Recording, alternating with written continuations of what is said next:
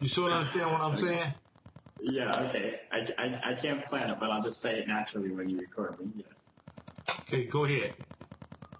Yeah, we were talking about, right, that's why it's so important, because from my own experience, when I first started, every single exercise I did or anything you showed me, I was thinking about it and trying to change it and trying to search for something. Well, why are you trying to change it?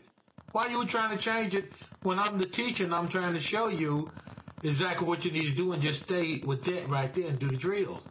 Why the one, when you're so young, want to change things? Because I felt that it wasn't going fast enough to my liking, or that we weren't, getting to a place, or that you were holding information that I wanted. All these thoughts.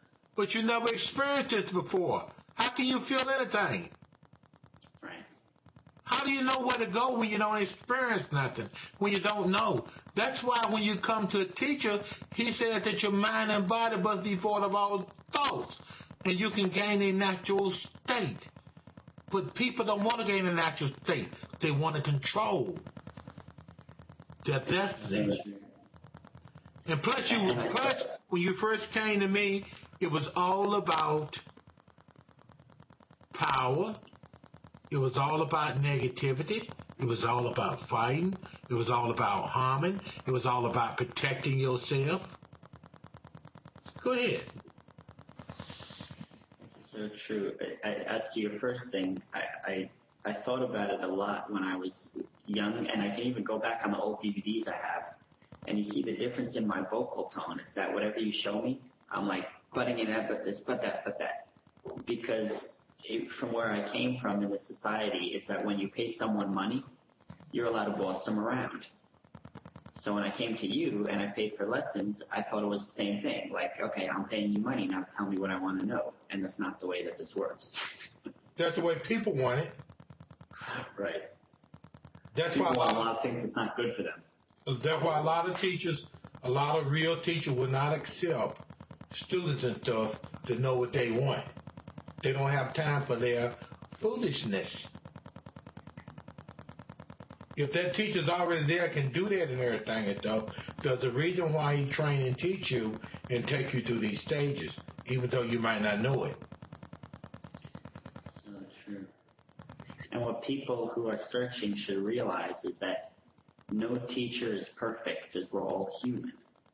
So there is no one style to learn Chi perfectly. There's many different ways. But if you go with a teacher, you're going with his experience, and he's going to take you through the steps that he went through. So that's what you got to do. Now tell me one more time, why me? Why Mimchi? Why Salon Charlie Fu Wing Chang God Star? Why? Was it something that your father said when he first came back, and the first time he told you about me? Did that initiate you to want to seek and search further and try to find me and get devoted to what I do? In a way, I was always interested in Chi, but the only experience that I had was looking at it on YouTube and online.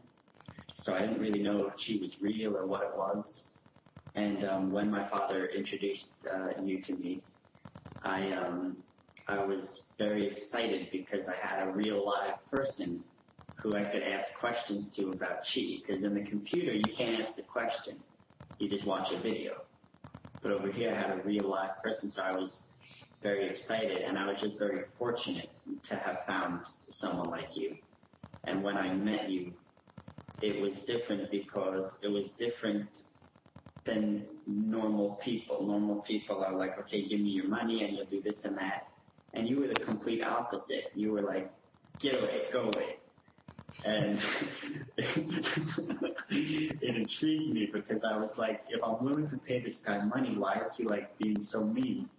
So I decided to wait around a little bit to see if I could learn more, and slowly it developed.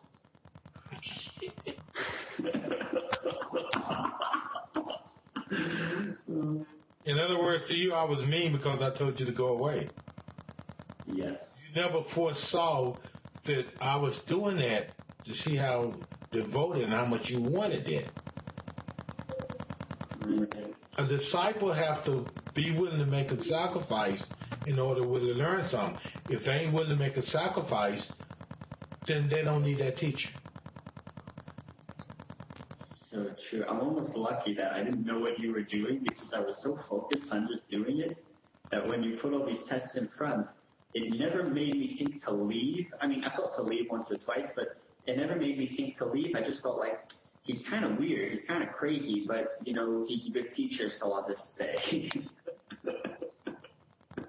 I'm quite sure you had a thought of leaving me a few times and stuff because you weren't going to take no more. Because I put you through some hardcore exercise and stuff, and I mean, when you were talking and everything, I just said, I put you in a position and said you can talk all you want, but you got to stay in that position. Why do you start doing times that I Go ahead. The times that I really wanted to leave were, believe it or not, most people want to leave in the first year or two because those are the brutal. With me, it wasn't really the first year or two. It was like years 3 and 4 and 5, the middle.